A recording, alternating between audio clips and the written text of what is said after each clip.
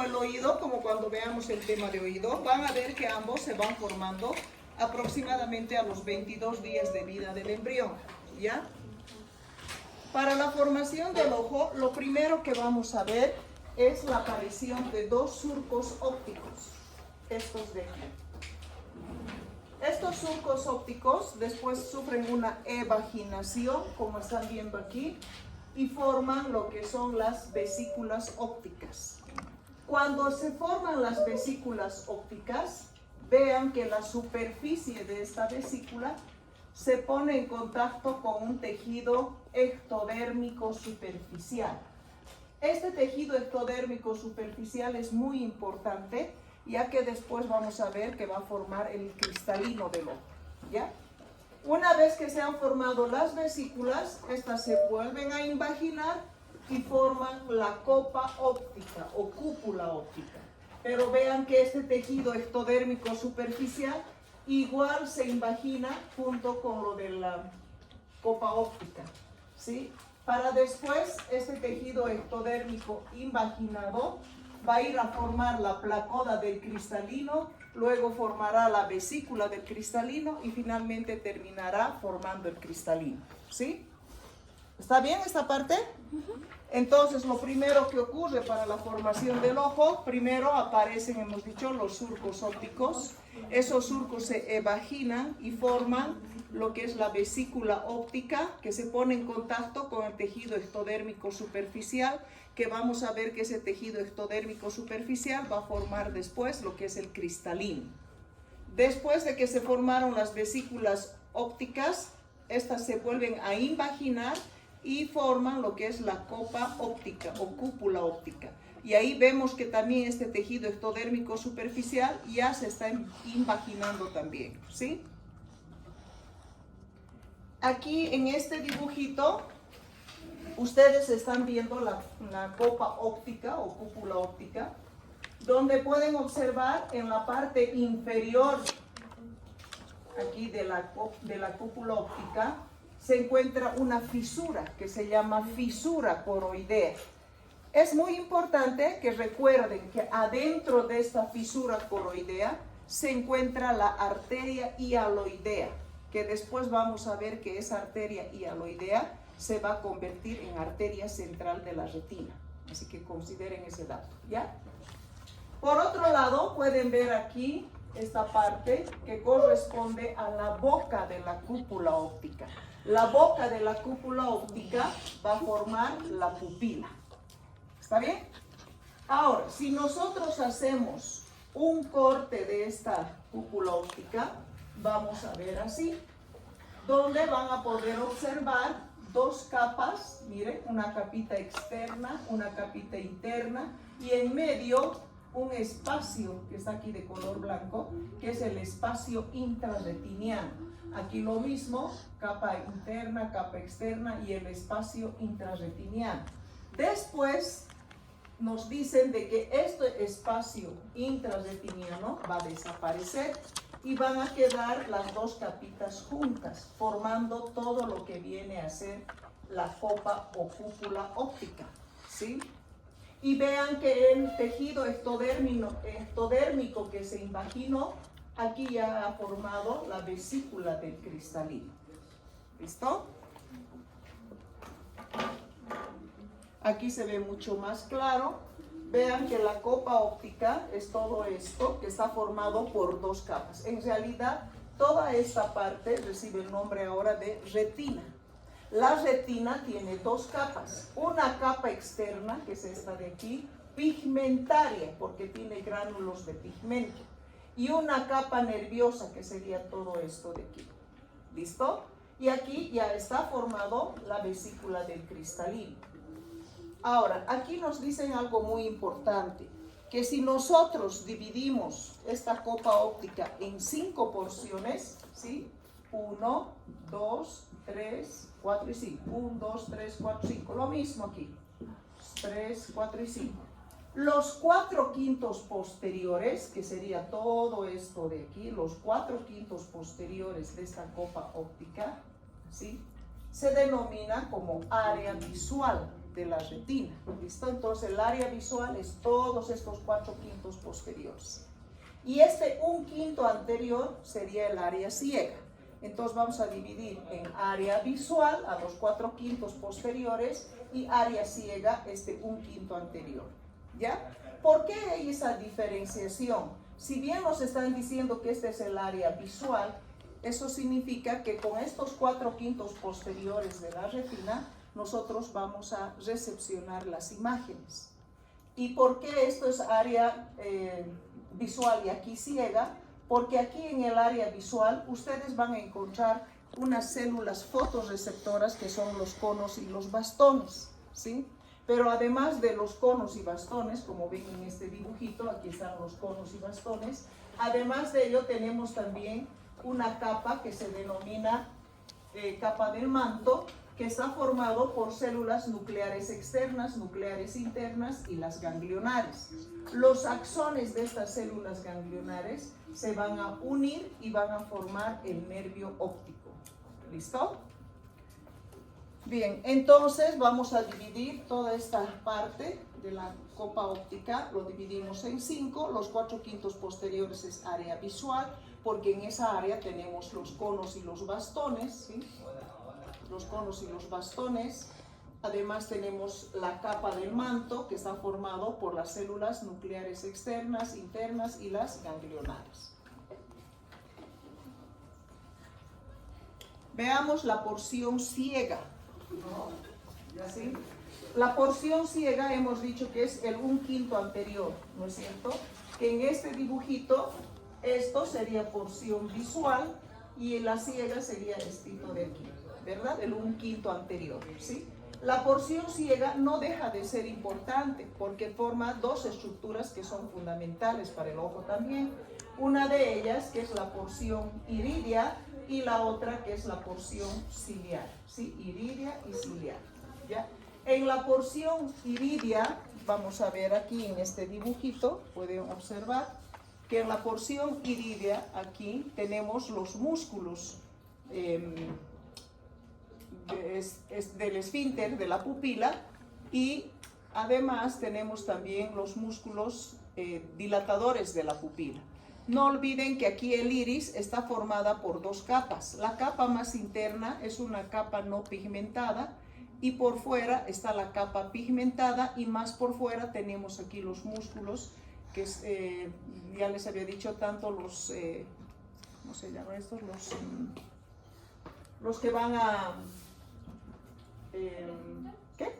Esfínteres y aquí los dilatadores, ¿listo? Y en la parte ciliar, vean ustedes que se empieza a pergaminar, parece un pergamino y se llama cuerpo ciliar. Y además aquí tienen sus músculos también de la porción ciliar. Pero aquí nos dicen algo importante también. Si bien está aquí los músculos ciliares, por fuera, por dentro aquí hay un pequeño ligamento que se llama ligamento suspensorio o sónula, que dice que cuando estos músculos ciliares se contraen, hacen que este ligamento suspensorio se ponga tenso. Y el hecho de que se ponga tenso, esto hace de que el diámetro del cristalino se modifique. ¿Listo? Entonces para eso sirve, ¿ya? Entonces tenemos ahí la parte iridia y la parte ciliar. Hablando del cristalino, habíamos visto de que cuando se han formado las vesículas ópticas, esas vesículas ópticas se pusieron en contacto con el tejido ectodérmico superficial, ¿no ven?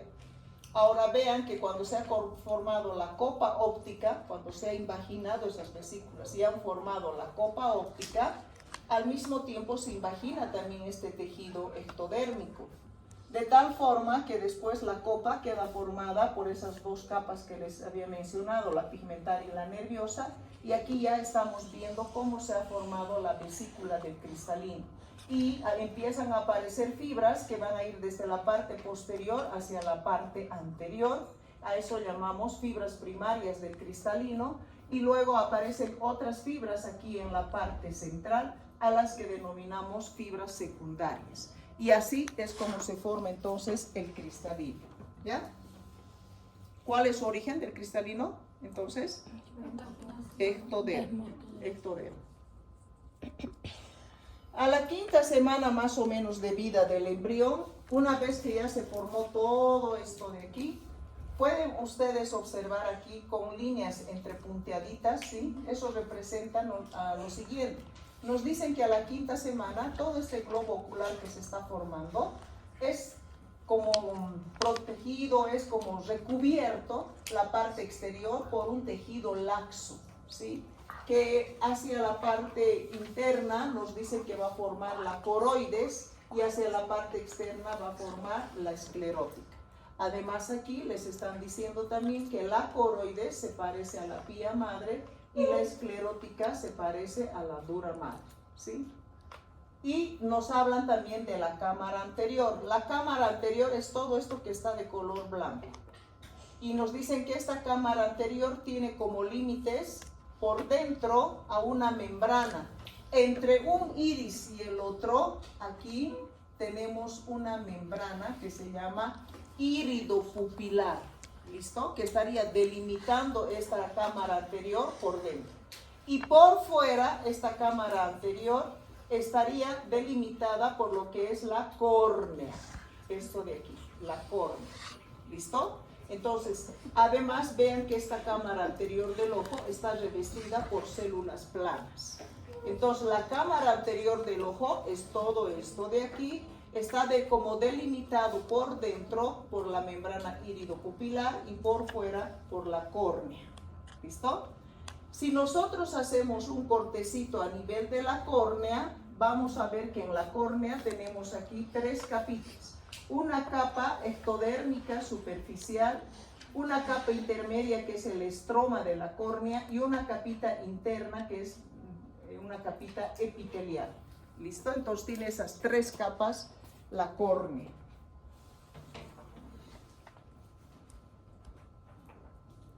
Aquí nos están mencionando referente a lo que viene a ser la cámara posterior del ojo. La cámara posterior del ojo es esto de aquí y esto de aquí. ¿Entre qué estructuras estaríamos encontrando esta cámara posterior del ojo? Entre el iris, por delante el iris y el cristalino, y por detrás el cuerpo ciliar. Ahí se encuentra la cámara posterior, ¿sí? Que sería esta parte de aquí y esto de aquí. Y aquí nos dicen de que esta cámara posterior, en esta cámara posterior es donde se va a producir un líquido que es el humor acuoso. Este humor acuoso, si bien se produce en la cámara posterior, pero después va a pasar a la cámara anterior, que sería esto de aquí, a través de la pupila. Cuando el humor acuoso está en la cámara anterior, se dice que de la cámara anterior, este humor acuoso va a pasar al torrente sanguíneo a través del canal de Slem. ¿Listo? Entonces, a través del canal de Slem va a pasar el humor acuoso hacia el torrente sanguíneo. ¿Dónde se encuentra ese canal de Slem? Aquí, en este ángulo formado por lo que viene a ser la córnea y el iris, en el ángulo iridocorneal. Aquí se encuentra el canal de Slem. Si ese canal de Slem por algún motivo se obliterara o se estenosara, o sea, se cerrara o se estrechara, esto nos va a traer como consecuencia una patología muy importante del ojo que tal vez se han escuchado alguna vez hablar de ella, que es el glaucoma. Y van a ver que cuando uno sospecha de glaucoma, lo primero que hace el oftalmólogo es medirte la presión intraocular, ¿no es cierto? Lógico, porque si aquí se ha reunido en la cámara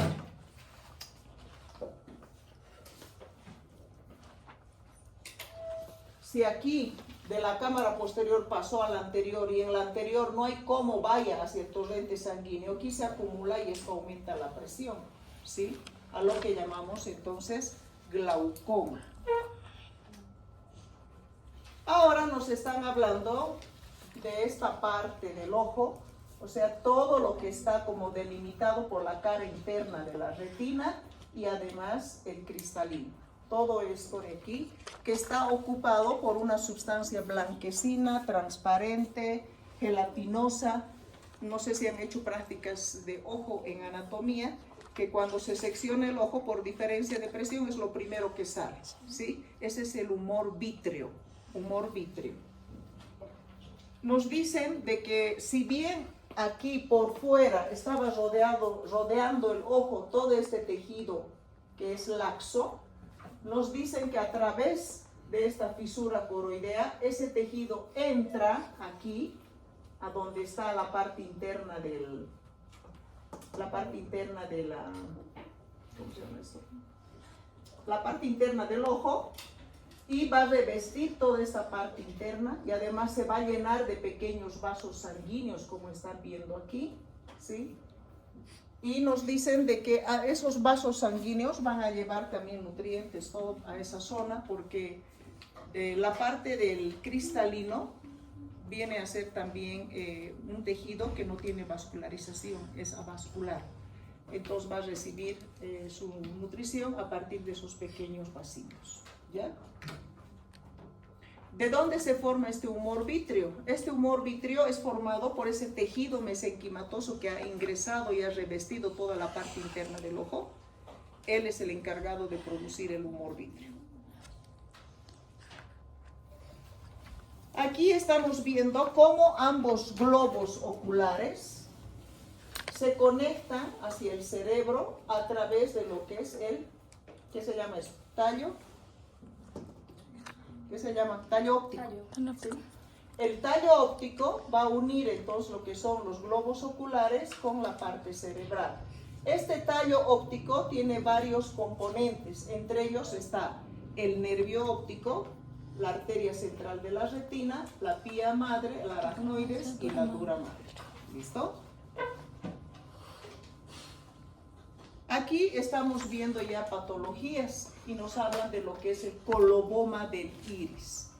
Un dato muy importante que tienen que saber, yo les había dicho que aquí está presente la fisura coroidea, ¿no es cierto? Esta fisura coroidea tiene que haberse cerrado a las 7 semanas de gestación.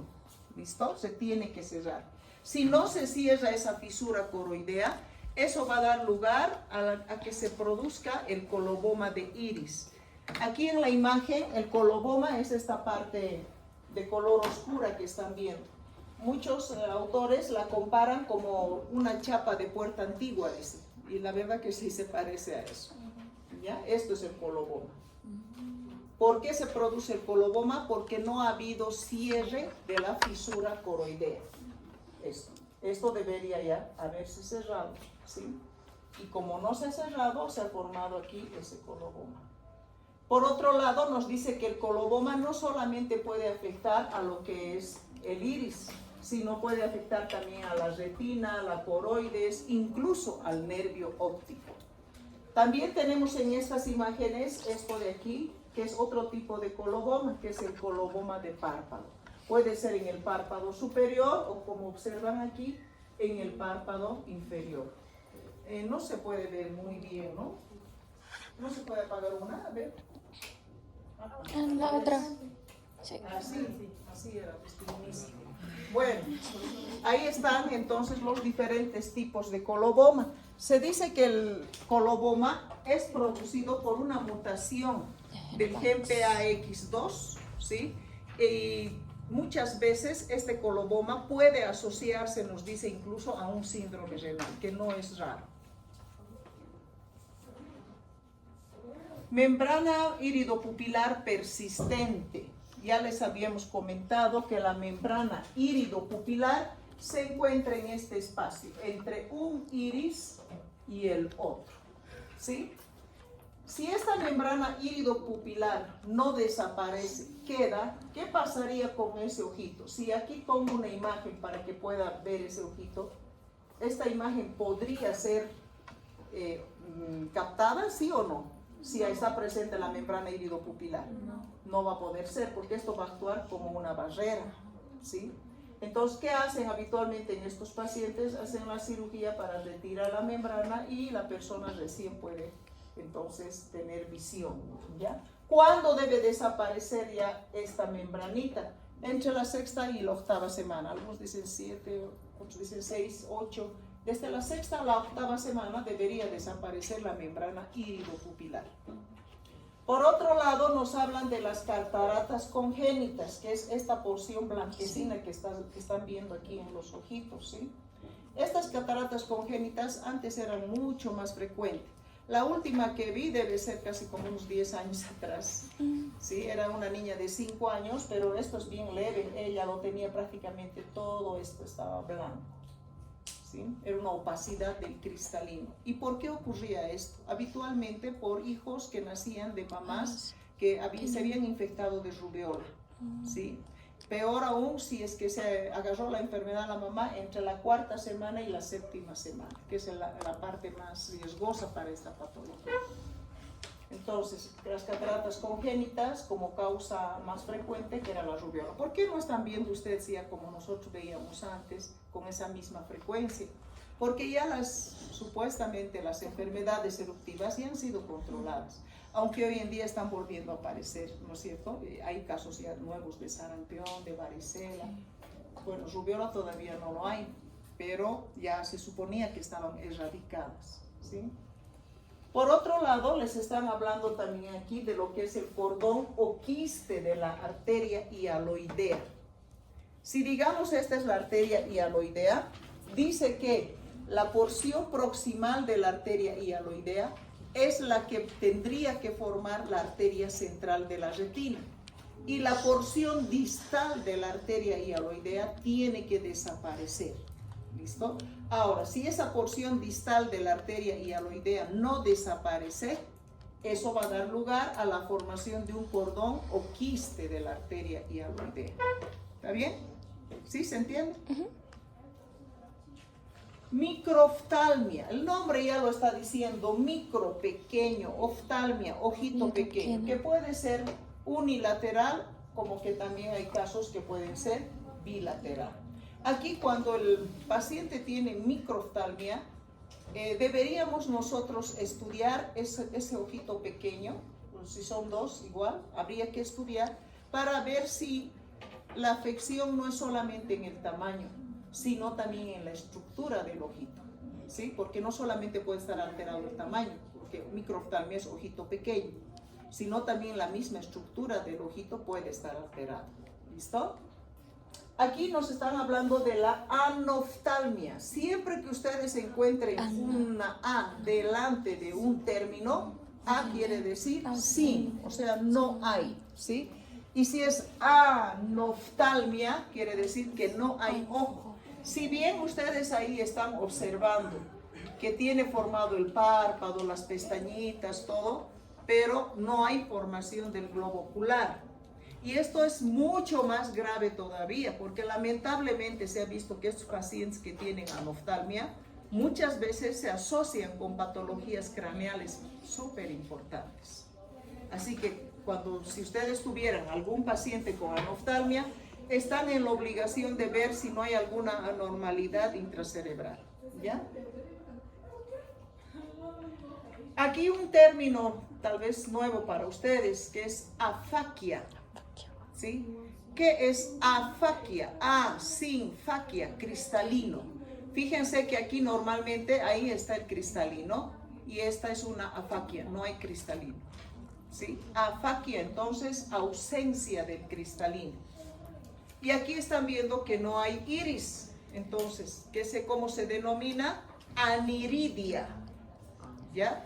La ausencia del iris se llama aniridia. Se dice que ambas patologías, como también la anoftalmia y la microoftalmia, se debe a una mutación del gen PAX6. Ciclopía. ¿Cuál es la diferencia entre ciclopía y sinoftalmia? Es completamente diferente, porque en la ciclopía es cuando se forma un solo ojito.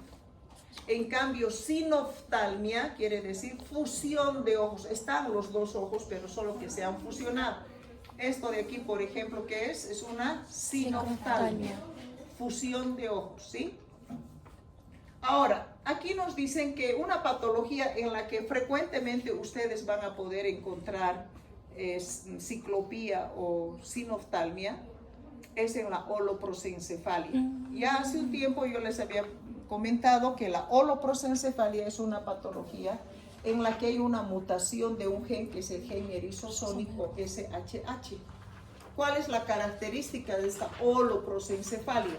Que toda la parte media del cráneo y de la cara va a estar malformada, ¿no es cierto? Ya les había comentado que nosotros en la parte media que tenemos, ahí están los dos hemisferios cerebrales. Sí. Estos pacientes no tienen los dos hemisferios, tienen una sola masa cerebral, ¿sí?